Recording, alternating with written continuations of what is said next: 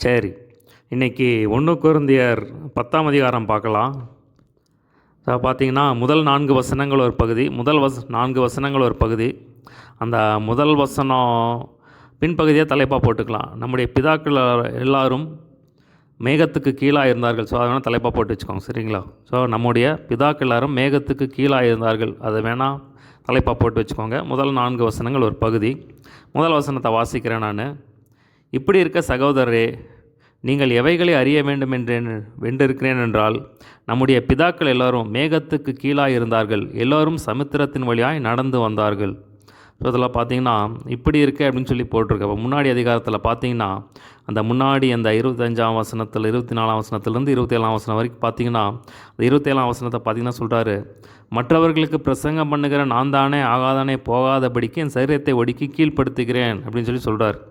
பார்த்தீங்கன்னா மேலே சொல்கிறாரு, பந்தயசாலையில் ஓடுகிற எல்லாரும் ஓடுவார்கள், ஆனாலும் ஒருவனே பெற்றுக்கொள்ளத்தக்கதாக ஓடுவான், நீங்கள் பெற்றுக்கொள்ளத்தக்கதாக ஓடுங்கள்.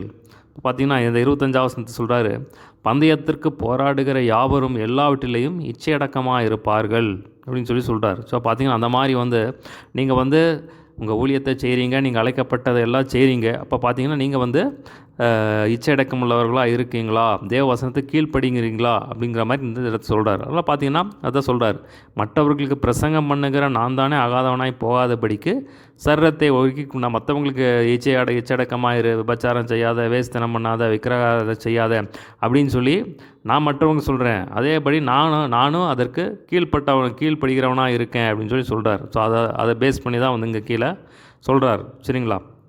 இந்த 4 வசனம் பாருங்கள், இது ரொம்ப ஒரு முக்கியமான ஒரு பகுதி. இந்த முதல் 13 வசனங்கள் ஒரு முக்கியமான பகுதி. ஸோ இதில் என்ன சொல்லியிருப்பார் அப்படின்னா தனிப்பட்ட வாழ்க்கையின் தனிப்பட்ட பரிசுத்தத்தை பற்றி சொல்லியிருப்பார். உன்னுடைய தனிப்பட்ட வாழ்க்கை தேவனுக்கு உனக்கு எப்படி இருக்குது, அதை நீ பரிசுத்தமாக காத்துக்கொள்ளு அப்படின்னு சொல்லியிருப்பார்.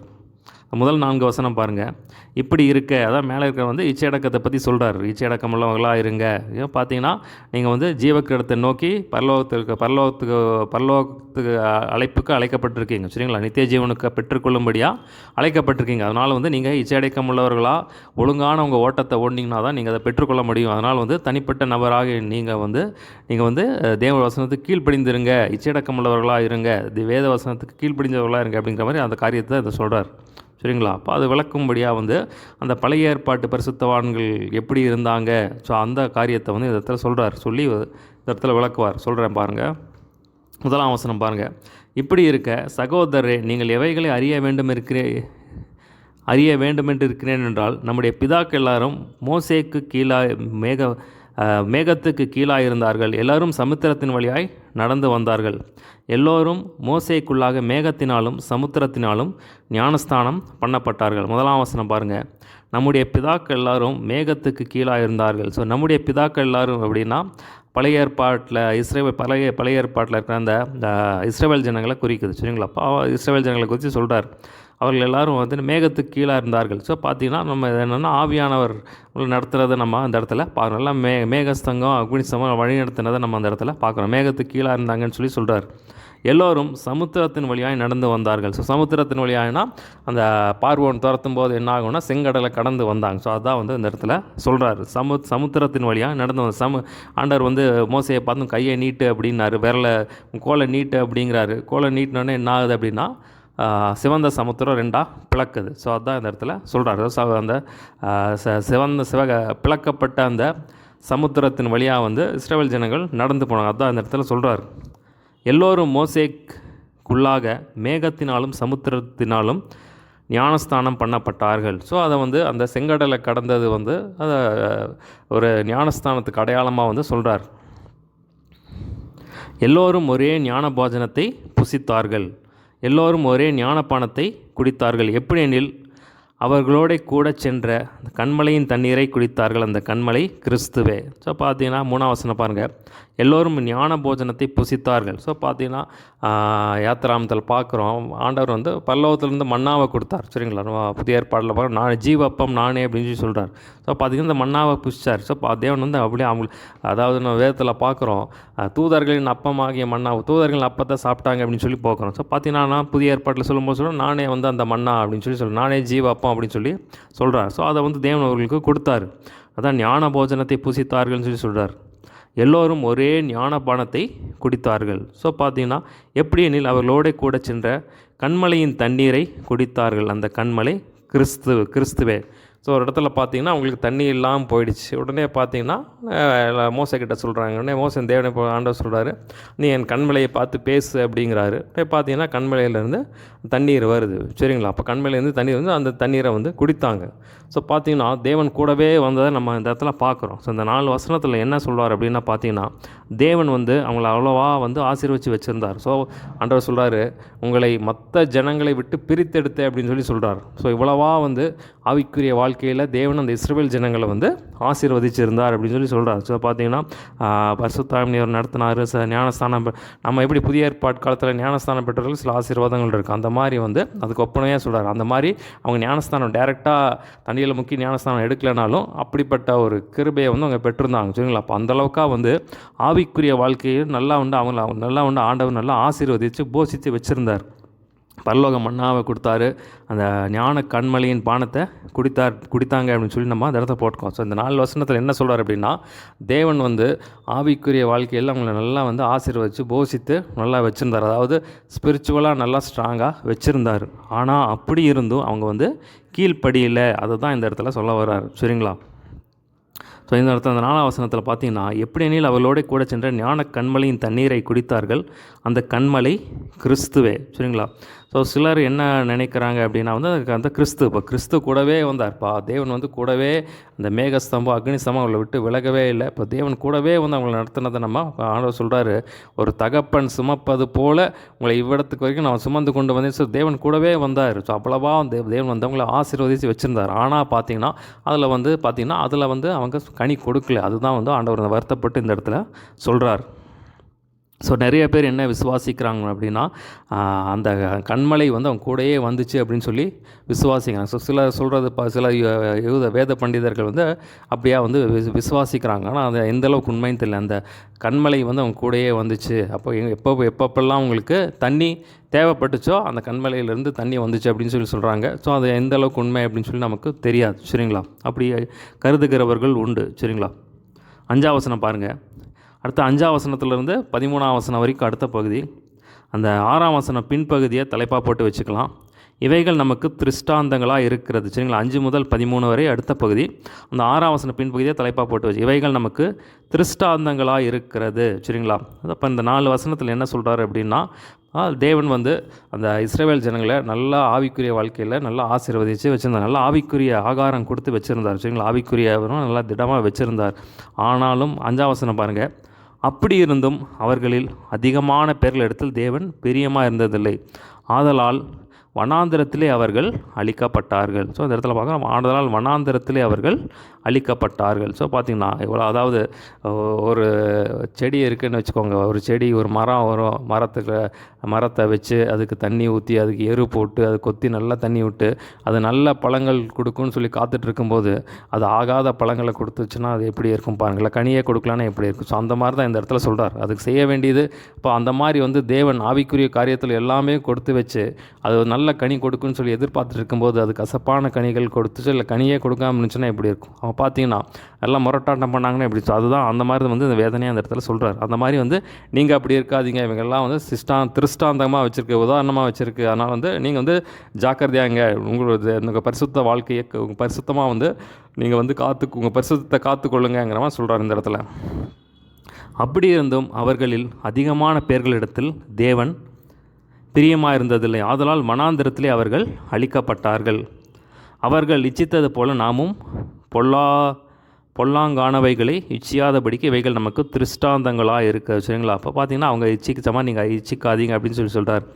பாருங்கள் 7ஆம் வசனம், ஜனங்கள் புசிக்கவும் குடிக்கவும் உட்கார்ந்து விளையாட எழுந்தார்கள் என்று எழுதியிருக்கிறபடி அவர்கள் சிலர் விக்கிரகாதனை ஆனது போல நீங்களும் ஆகாதிருங்கள். ஸோ இந்த 7ஆம் வசனம் எங்கே இருக்குது அப்படின்னா யாத்ராகமம் 32:6. சரிங்களா? யாத்ராகமம் 32:6. ஜனங்கள் புசிக்கவும் குடிக்கவும் உட்கார்ந்து விளையாட இருந்தார்கள். அது 7ஆம் வசனம் பக்கத்தில் யாத்ராகமம் 32:6 போட்டு வச்சுக்கோங்க. ஸோ பார்த்திங்கன்னா மோசே வந்து மேலே வந்து கற்பனை தேவனிடத்துலேருந்து கற்பனைகளை பெற்றுக்கொள்ளும்படியாக போயிட்டார். ஆனால் பார்த்தீங்கன்னா கீழே இருக்கிற ஜனங்கள் என்ன ஆயிடுச்சு, ஸோ பார்த்தீங்கன்னா அவங்க பாட்டுக்கு மோசேக்கு என்ன ஆச்சு தெரியும்னு சொல்லி பார்த்து கீழே விக்கிரகங்களை பண்ணி அதை வந்து வணங்கி இஷ்டத்துக்கு ஆட ஆரம்பிச்சிட்டாங்க. பார்த்தீங்கன்னா இனி நம்ம கேட்க யாரும் இல்லை அப்படின்னு சொல்லி தன்னுடைய இஷ்டம் போன போக்கில் போகாங்கன்னு சொல்லுவாங்கள்ல, ஸோ அந்த மாதிரி வந்து விளையாட ஆரம்பிச்சிட்டாங்க. சரிங்களா, நான் வச்சதா சட்டங்கிற மாதிரி வந்து ஒரு கட்டுப்பாடு இல்லாமல் அவுட் ஆஃப் கண்ட்ரோலில் போயிடுச்சு. ஸோ அதான் சொல்கிறார், அந்த மாதிரி சிலர் இஷ்டத்துக்கு போய் விக்கிரக ஆராதனை பண்ணுறாங்க, அதனால் நீங்கள் பண்ணாதீங்க அப்படின்னு சொல்லி சொல்கிறார்.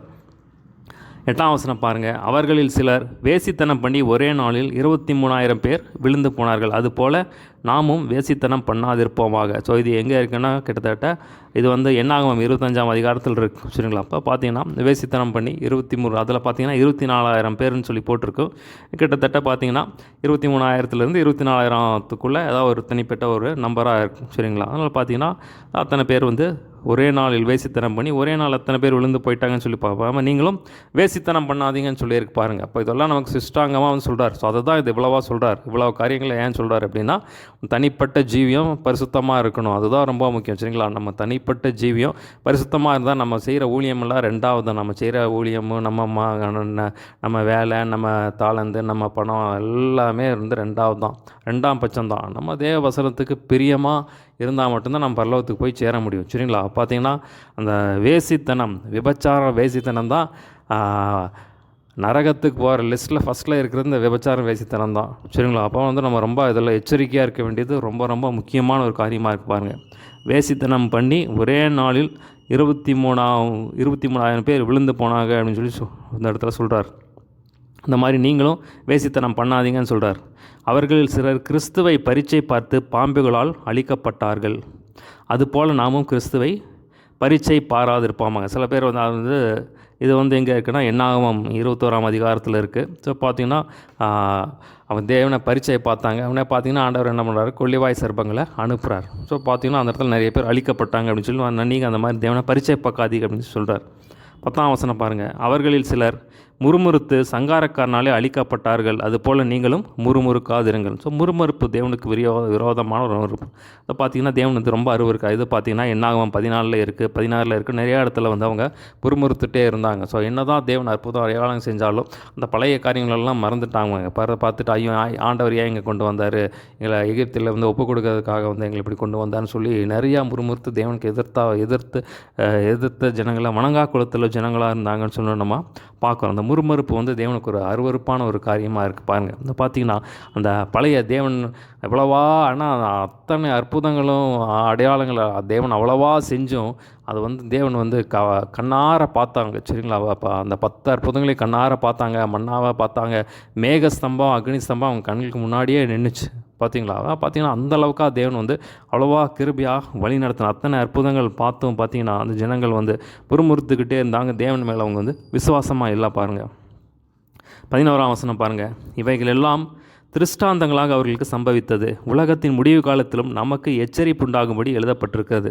பழைய ஏற்பாட்டில் தான் பார்த்திங்கன்னா திருஷ்டாந்தங்கள், அந்த உதாரணங்கள் எல்லாமே பார்த்திங்கன்னா பழைய ஏற்பாட்டில் தான் இருக்கும்.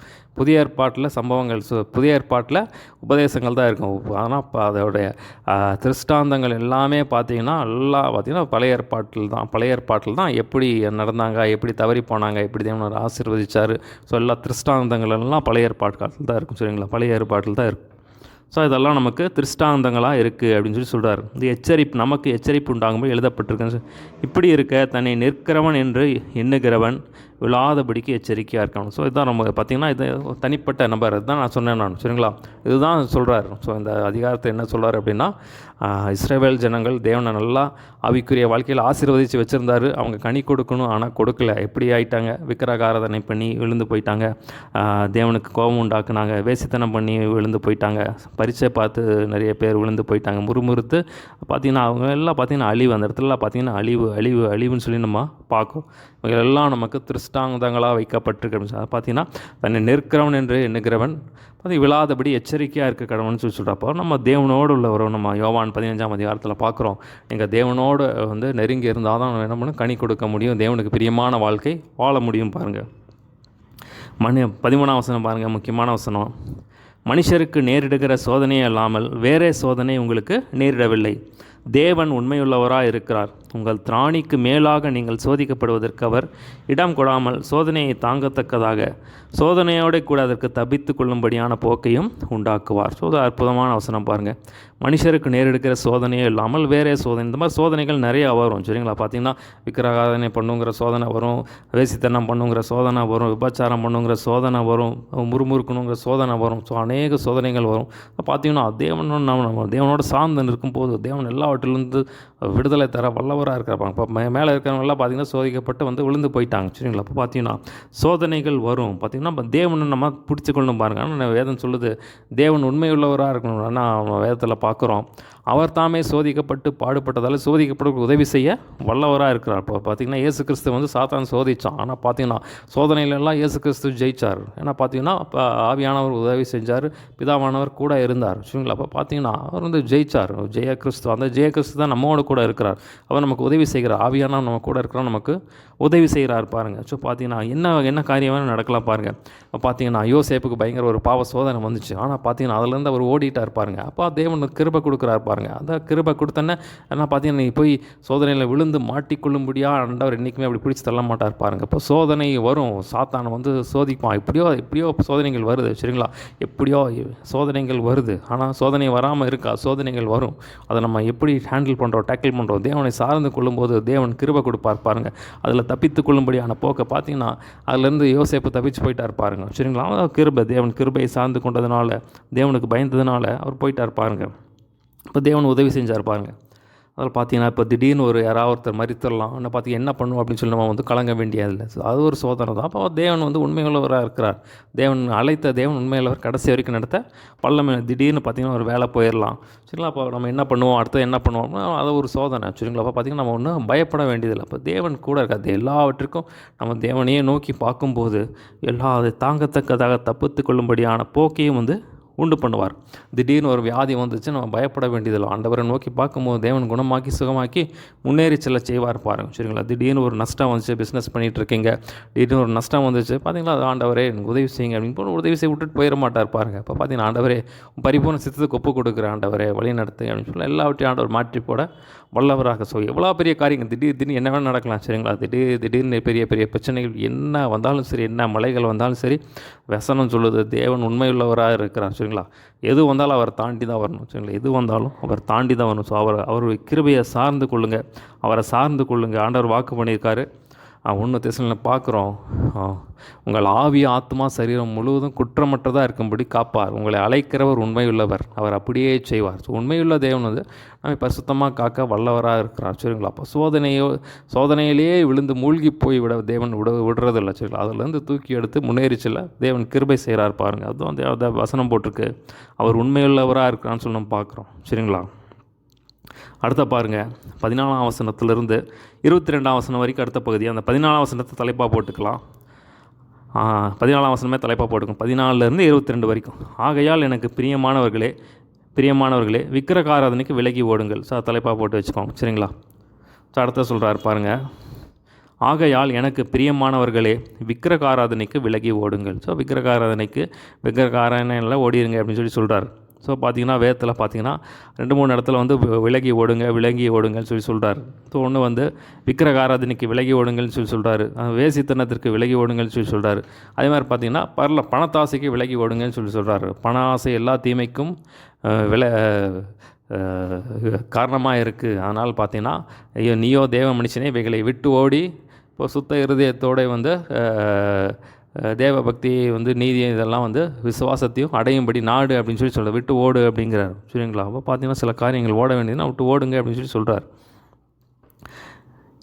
உங்களை புத்திமான்கள் என்று எண்ணி பேசுகிறேன். நான் சொல்லுகிறதை நீங்களே நிதானித்து பாருங்கள். நாம் ஆசீர்வதிக்கிற ஆசீர்வாதத்தின் பாத்திரம் கிறிஸ்துவனுடைய இரத்தத்தின் ஐக்கியமாக இருக்கிறதல்லவா? நாம் பிற்கிற அப்பம் கிறிஸ்துவனுடைய சரீரத்தின் ஐக்கியமாக இருக்கிறதல்லவா? அந்த ஒரே அப்பத்தில் நாம் எல்லோரும் பங்கு பெறுகிறவர்களபடியினால் அநேகராகிய நாமும் ஒரே அப்பமும் ஒரே சரீரமாக இருக்கிறோம். மாம்சத்தின்படியான இஸ்ரவேலரை பாருங்கள். பலிகளை புசிக்கிறவர்கள் பலிபீடத்தோட ஐக்கியமாக இருக்கிறார்கள் அல்லவா? இப்படி இருக்க விக்கிரகம் ஒரு பொருள் என்றும் விக்கிரகத்துக்கு படைக்கப்பட்டது ஒரு பொருள் என்றும் நான் சொல்லுகிறோனோ? அஞ்ஞானிகளை பலியிடுகிறவைகள் தேவனுக்கல்ல பேய்களுக்கே பலியிடுகிறார்கள் என்று சொல்கிறேன். நீங்கள் பேய்களோட ஐக்கியமாக இருக்க எனக்கு மனதில்லை.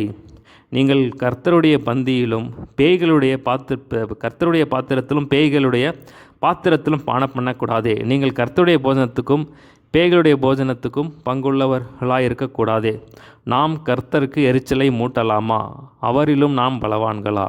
ஸோ இந்த இடத்துல என்ன சொல்கிறோன்னா, விக்கிரகாராதனைக்கு விலகி ஓடுங்க அப்படின்னு சொல்லி சொல்கிறார். அதே மாதிரி விக்கிரகத்துக்கு படைக்கப்பட்டதை வந்து சாப்பிடாதீங்க அப்படின்னு சொல்கிறார். இப்போ விக்கிரகத்துக்கு படைக்கிறதுனா பலிபீடத்தில் வேலை செய்கிறவங்க பலிபீடத்தோட வந்து அதில் பங்கு இருக்குது அப்படின்னு சொல்லி சொல்கிறார். அதே மாதிரி பார்த்தீங்கன்னா நீங்கள் விக்கிரகத்துக்கு படைக்கப்பட்ட அப்படின்னா அந்த விக்கிரகத்துக்கு உங்களுக்கு சம்மத்தம் இருக்குது. அந்த விக்கிரகத்துக்கு படைக்கிறது வந்து பேய்களுக்கு படைக்கிறாங்க அப்படின்னு சொல்லி சொல்கிறாரு. சரிங்களா? பார்த்தீங்கன்னா நீங்கள் வந்து அப்படி செய்யாதீங்க. அப்போ நீங்கள் பேய்களோடையும் பங்கு, கர்த்தருடைய பாத்திரத்தில் பங்கு, அப்படி செய்யக்கூடாது. அப்போ பார்த்தீங்கன்னா ஒருத்தர் சொல்கிறார், விக்கிரகாராதனை தேவனுக்கு எரிச்சலை மூட்டுகிற ஒரு காரியம். ஸோ அது தேவனுக்கு ஒரு அருவருப்பான காரியம். இந்த தேவனுக்கு எரிச்சலை கொண்டு வருகிற காரியம். பார்த்தீங்கன்னா தேவனுக்கு நம்ம கோபம் மூட்டலாமா? அவங்கள விட நம்ம பலம் அப்படின்னு சொல்லி அப்போ விக்கிரகாராதனை விலகி ஓடுங்கன்னு சொல்கிறாரு. விக்கிரக படைக்கப்பட்டதை சாப்பிடாதீங்க, அது பக்கமே தலை வைக்காதீங்க அப்படின்னு சொல்லி சொல்கிறார். சரிங்களா? பார்த்தீங்கன்னா அந்த மாதிரி பண்ணும்போது இங்கேயும் பண்ணிக்குவேன் அப்படின்னு ஆற்றுல ஒரு காலம் சார் அதை வந்து செய்யாதீங்க அப்படின்னு சொல்லி சொல்கிறார். அதுதான் அந்த இடத்துல சொல்கிறார். சரிங்களா? அடுத்த பாருங்கள், 23ஆம் வசனத்திலிருந்து 31ஆம் வசனம் வரைக்கும் கடைசி பகுதி. சரிங்களா? அந்த 23ஆம் வசனத்தையே தலைப்பாக போட்டு வச்சுக்கலாம். எல்லாவற்றையும் அனுபவிக்க எனக்கு அதிகாரம் உண்டு, ஆகிலும் எல்லாம் தகுதியாக இராது. அதை தலைப்பாக போட்டு வச்சுக்கோங்க. சரிங்களா? 23 முதல் 31 வரை. எல்லாவற்றையும் அனுபவிக்க எனக்கு அதிகாரம் உண்டு, ஆகிலும் எல்லாம் தகுதியாக இராது. எல்லாவற்றையும் அனுபவிக்க எனக்கு அதிகாரம் உண்டு, ஆகிலும் எல்லாம் பக்தி விருத்தியை உண்டாக்காது. சரிங்களா? இதே காரியத்தை 1 கொரிந்தியர் 6:12 நம்ம வாசிக்கலாம். இதே தான் சொல்லுவார். சரிங்களா? எல்லாவற்றையும் அனுபவிக்க எனக்கு அதிகாரம் உண்டு. நம்ம நினச்சா என்ன வேணால் செய்யலாம். பார்த்தீங்கன்னா யாரும் ஒன்றும் கேட்க போகிறதில்ல. போய் பாவழிகளை போகலாம், யாரும் ஒன்றும் கேட்க போகிறதில்ல, எப்படி வேணாலும் போகலாம். ஆனால் பார்த்தீங்கன்னா அது எல்லாமே நமக்கு என்ன ஆகாது, எல்லாமே நமக்கு அது பக்தி விருத்தியை உண்டாக்காது, தேவனுக்கு பிரியமாக இருக்காது, அது தகுதியாக இருக்காது. அப்போ தகுதி அப்படின்னு சொல்லி சொல்கிறார் பாருங்கள். இப்போ பார்த்தீங்கன்னா அது தகுதியாக இருக்காது. அப்போ நம்ம எப்படி அதை பார்க்கணும் அப்படின்னா, தேவனுக்கு சித்தமாக இல்லையா அதான் நம்ம பார்க்கணும். சரிங்களா? ஒவ்வொரு காரியத்தையும் நம்ம வச்சு வேத வசனத்தின் மூலமாக தேவனுக்கு இது பிரியமான இந்த காரியம் வந்து தேவனுக்கு பிரியமாக இல்லையா, இது தேவனுக்கு சித்தமாக இல்லை அப்படின்னு சொல்லி நம்ம பகுத்தறிஞ்சு அது தேவனுக்கு பிரியம் இல்லாத நம்ம உற்றும் பாருங்கள். சரிங்களா? அப்போ எது பக்தி விருத்திக்கு ஏதுவான ஒரு காரியம் அதை தான் நம்ம செய்யணும். அப்படி அதுதான் அந்த இடத்துல சொல்கிறார். ஒவ்வொருவனும் தன் சுய பிரயோஜனத்தை தேடாமல் பிறனுடைய பிரயோஜனத்தை தேடக்கடவன். சரிங்களா? அப்போ பார்த்தீங்கன்னா நம்ம செய்கிற காரியம் மற்றவர்களுக்கு இடரலாக இருந்துச்சுன்னா அதை வந்து நீங்கள் செய்யாதீங்க அப்படின்னு சொல்லி சொல்கிறார். சரிங்களா? அப்போ பார்த்தீங்கன்னா என்ன வேணாலும் செய்யலாம். ஆனால் நம்ம செய்கிற சில காரியங்கள் வந்து மற்றவர்களுக்கு இடரல் உண்டாக்குறமா இருந்துச்சுன்னா நீங்கள் அந்த காரியத்தை செய்யாதீங்க. அதான் பவுல் ஒரு இடத்துல சொல்லும்போது சொல்கிறார், நான் மாம்சம் புசிக்கிறது இல்லை வேறு ஏதாவது செய்கிறது என் சகோதரனுக்கு இடரல் உண்டாக்கினால் நான் என்றென்றைக்குமே மாம்சம் புசிக்க மாட்டேன் அப்படின்னு சொல்லி சொல்கிறார். சரிங்களா? ஸோ பார்த்தீங்கன்னா அவளுக்கு இடரல் உண்டாக செய்ய மாட்டேன் அப்படின்னு சொல்லி சொல்கிறார். அப்போ பார்த்தீங்கன்னா நம்ம மற்றவருடைய பிரயோஜனங்களுக்காகவும் நம்ம இருக்கணும் அப்படின்னு சொல்லி சொல்கிறார். பிறனுடைய பிரயோஜனத்தையும் தேடணும் அப்படின்னு சொல்லி சொல்கிறார். 25ஆம் வசனம் பாருங்கள். கடையிலே விற்கப்படுகிற எதையும் வாங்கி பூசியுங்கள், மனசாட்சி நிமித்தம் நீங்கள் ஒன்றையும் விசாரிக்க வேண்டுவதில்லை, பூமியும் அதன் நிறைவும் கர்த்தருடையது. ஸோ அந்த இடத்துல பார்த்தா கடையிலேருந்து எதாவது வாங்கிட்டிங்கன்னா அதை நீங்கள் டேரெக்டாக பூசிங்க, அதனால பிரச்சனை இல்லை அப்படின்னு சொல்லி சொல்கிறார். அப்போ பார்த்தீங்கன்னா எல்லாமே பூமியும் அதன் நிறைவும் கர்த்தருடைய, எல்லாமே கர்த்தர் கொடுத்ததும். சரிங்களா? எல்லாமே பூமியில் இருக்கிற எல்லாமே காய்கறிகள் மற்றும் எல்லா சாப்பிட்றதுங்க எல்லாமே ஆண்டவர் கொடுக்கறது. ஸோ அதை வச்சு தான் அவங்க செய்கிறாங்க. அதனால் பார்த்தீங்கன்னா நீங்கள் பாட்டு கடையில் இருந்தால் அதனால் ஒன்றும் பிரச்சனை இல்லை, நீங்கள் வந்து அதை வந்து புசிங்க அப்படின்னு சொல்லி சொல்கிறாரு.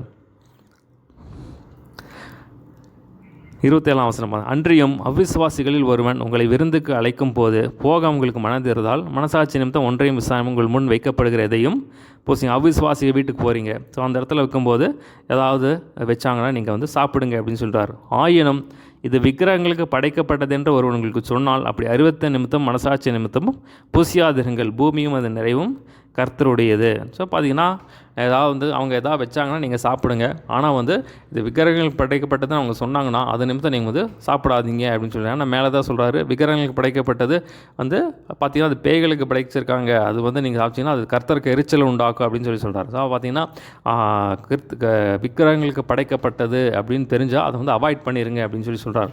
ஸோ பார்த்தீங்கன்னா அந்த மாதிரி எதாவது இருந்துச்சுன்னா நீங்கள் வந்து அந்த நிமித்தம் வந்து நீங்கள் சாப்பிடாதீங்க அப்படின்னு சொல்லி சொல்கிறார். ஆயினும் இது விக்கிரகங்களுக்கு படைக்கப்பட்டது ஒருவங்களுக்கு சொன்னால் அப்படி 60 நிமித்தம் மனசாட்சி நிமித்தம் புசியாதிருங்கள், பூமியும் அது நிறைவும் கர்த்தருடையது. ஏன்னா பார்த்தீங்கன்னா அதோட நீங்கள் விக்கிரகங்களுக்கு படைக்கப்பட்டதை வச்சு சாப்பிட்டிங்கன்னா அது என்ன ஆகும்னா நீங்கள் அதோட ஐக்கியமாக இருக்கீங்க, அந்த விக்கிரகத்தோட ஐக்கியமாக இருக்கீங்க. இப்போ தேவனுக்கோட ஐக்கியம் விக்கிரகத்தோட ஐக்கியம் வந்து அது வந்து முடியாத ஒரு காரியம். சரிங்களா? அது வந்து தேவனுக்கு எரிச்சலணும். அப்படி செய்யாதீங்க அப்படின்னு சொல்லி சொல்கிறாரு. ஸோ சிலரெல்லாம் பார்த்தீங்கன்னா பர்த்டேன்னு சொல்லி ஏதாவது வந்து கொடுப்பாங்க. அது சாப்பிட்லாம், பிரச்சனை கிடையாது. ஒரு வெட்டிங் டே அப்படின்னு சொல்லி ஏதாவது வந்து கொடுப்பாங்க, பிரச்சனை இருக்காது. ஆனால் சில பண்டிகைகள் எல்லாம் பார்த்தீங்கன்னா நமக்கு தெரியும். சில அதெல்லாம் வந்து விக்கிரகங்களுக்கு படைச்சு வந்து கொண்டு வருது. அதெல்லாம் வந்து நீங்கள் அவாய்ட் பண்ணுறது நல்லது. சரிங்களா? அது அந்த மாதிரி காரியங்கள்லாம் வந்து நீங்கள் வந்து அவாய்ட் பண்ணுறது நல்லது. சில சொல்லுவாங்க அதை வந்து ஸ்தோத்திரம் பண்ணி சாப்பிட்லாம், அதை ஸ்தோத்திரம் பண்ணுறதுனால எல்லாம் பரிசுத்தமாகுமே அப்படின்னு சொல்லுவாங்க. பட் ஆனால் வந்து விக்கிரகங்களுக்கு படைக்கப்பட்டது அப்படின்னு சொல்லி ஏதாவது பண்டிகைகள் அப்படின்னு சொல்லி வந்து உங்களுக்கு வந்து கொடுத்தாங்கன்னா அதை வந்து நீங்கள் சாப்பிடாம அவாய்ட் பண்ணுறது வந்து நல்லது. சரிங்களா? அப்போது அவங்க எதாவது நினச்சிக்குவாங்க அப்படின்னா என்ன பண்ணுறாங்க, நீங்கள் அதை வாங்கி வச்சுட்டு அவங்க போனதுக்கப்புறம் தூக்கி தெரியாமல் வீசிடுங்க. சரிங்களா? ஆனால் அவங்க முன்னாடியே நாங்கள் சாப்பிட மாட்டோம் அப்படின்னு சொன்னால் அவங்களுக்கு ஒரு மாதிரியாக இருக்கும். வாங்கி வச்சு நீங்கள் பண்ணி தூக்கி வீசிடுங்க. சரிங்களா? அது அந்த மாதிரி செய்யுங்க. சரிங்களா? அப்போ அந்த மாதிரி நீங்கள் வந்து டீல் பண்ணுங்கள் அப்படின்னு சொல்லி சொல்கிறாரு. 29ஆம் வசனம் பாருங்கள். உன்னுடைய மனசாட்சியை குறித்து நான் இப்படி சொல்லாமல் மற்றவருடைய மனசாட்சியை குறித்தே சொல்லுகிறேன். என் சுயாதீனம் மற்றவருடைய மனசாட்சியிலே குற்றமாக எண்ணப்பட வேண்டுவதென்ன? மேலும் நான் அதை சோத்தரிப்புடனே அனுபவித்தால் சோத்தரித்து அனுபவிக்கிற பொருளை குறித்து நான் தூசிக்கப்படுவேன். ஆகையால் நீங்கள் புசித்தாலும் பிடித்தாலும் எதை செய்தாலும் எல்லாவற்றையும் தேவனுடைய மகிமைக்கென்றே செய்யுங்கள். சரிங்களா? அப்போ பார்த்தீங்கன்னா எதாவது செஞ்சீங்கன்னா தேவனாக மகிமைப்படுதா, மற்றவர்களுக்கு இடர் இல்லாமல் இருக்கா அப்படின்னு சொல்லி அதை நீங்கள் பார்த்து அந்த மாதிரி செய்யுங்க அப்படின்னு சொல்லி சொல்கிறார். சரிங்களா? ஸோ அதில் என்ன பார்த்தோம் அப்படின்னா ரொம்ப ஒரு முக்கியமான அதிகாரம். அதில் என்ன பார்த்தோம் அப்படின்னா நம்ம இஸ்ரவேல் ஜனங்கள் எப்படி இருந்தாங்கன்னு சொல்லி பார்த்தோம். தேவன் நல்லா ஸ்பிரிச்சுவலாக வச்சுருந்தார். ஞானஸ்தானம் பெற்ற மாதிரி எங்களுக்கு நல்ல அனுபவத்தை கொடுத்தாரு. ஞான போஜனத்தை பிரித்தாங்க, ஞானப்பானத்தை குடித்தாங்க. ஆனால் பார்த்திங்கன்னா அவங்கள வந்து கனி கொடுக்காமல் என்ன பண்ணாங்க, இச்சிச்சு நிறைய பேர் விழுந்து போயிட்டாங்க. விக்கிரகாராதனை பண்ணாங்க, வேசித்தனம் பண்ணாங்க, பரீட்சை பார்த்தாங்க, முறுமுறுத்தாங்க. இப்படி எல்லாம் பண்ணி விழுந்து போயிட்டாங்க. நீங்கள் இப்படி செய்யாதீங்க அப்படின்னு சொல்லி சொல்கிறாரு. ஆனால் பார்த்திங்கன்னா மனுஷருக்கு நேரிடுகிற சோதனை இல்லாமல் வேறே சோதனை நேரிடவில்லை. தேவன் உண்மையுள்ளவர்களாக தாங்கியத்தக்காக தப்பித்து கொள்ளும் போக்கை உண்டாக்குவார் அப்படின்னு சொல்லி பார்த்தோம். பார்த்திங்கன்னா விக்கிரகாராதிகளுக்கு விலகி ஓடுங்க சொல்லி பார்த்தோம். விக்கிரகம் படைக்கப்பட்டதை வந்து சாப்பிடாதீங்க அப்படின்னு சொல்லிட்டு அந்த காரியத்தை நம்ம பார்த்தோம். அதை சாப்பிட்டிங்கன்னா நீங்கள் தேவனோட பங்கு விற்கிற பேய்களோட பங்கு அதை வந்து செய்யக்கூடாது அப்படின்னு சொல்லி சொல்கிறாரு. ஏன்னா தேவன் எரிச்சல் உள்ளவர் அப்படின்னு சொல்லி சொல்கிறாரு. பார்த்தீங்கன்னா நீங்கள் வந்து உங்களுடைய பிரயோஜனத்தை தேடாமல் பிறனுடைய பிரயோஜனத்தை தேடுங்க அப்படின்னு சொல்லி அந்த காரியத்தை பார்த்தோம். கடையிலேருந்து விற்கப்படுகிற எதையும் நீங்கள் சாப்பிட்லாம். ஸோ அந்த காரியத்தை நம்ம எதையும் சாப்பிட்லாம். அதே மாதிரி பார்த்திங்கன்னா யாராவது விருந்துக்கு அழைச்சிருக்கும் போது எதுவுமே நீங்கள் வச்சு அவங்க முன்னாடி சாப்பிடுங்க. விற்கிறதுக்கு படைக்கப்பட்டது அப்படின்னு சொல்லியிருந்தால் நீங்கள் வந்து சாப்பிடாதீங்க அப்படின்னு சொல்லி அந்த காரியத்தை நம்ம பார்த்தோம். ஸோ எதை செஞ்சாலும் தேவன் நாம மகிமைக்காக செய்யுங்க அப்படின்னு சொல்லி அந்த காரியத்தை நம்ம பார்த்தோம். சரிங்களா? அது ஒரு முக்கியமான ஒரு அதிகாரம். சரி, ஒரு சின்ன ஜெபம் பண்ணி முடிச்சிடலாம். ஏசப்பா உமக்கு நன்றி ஆண்டவரே.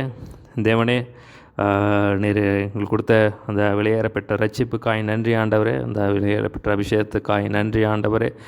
நீ கொடுத்த ஞானஸ்தானத்துக்காய் உமக்கு நன்றி ஆண்டவரே. நன்றி செலுத்துகிறோம் ஆண்டவரே. எங்களை இவ்வளவாய் ஆசீர்வதித்து வச்சுருக்கீங்க ஆண்டவரே. ஏசப்பா, அதெல்லாம் எங்களுக்கு திருஷ்டாந்தங்களாக இருக்குது.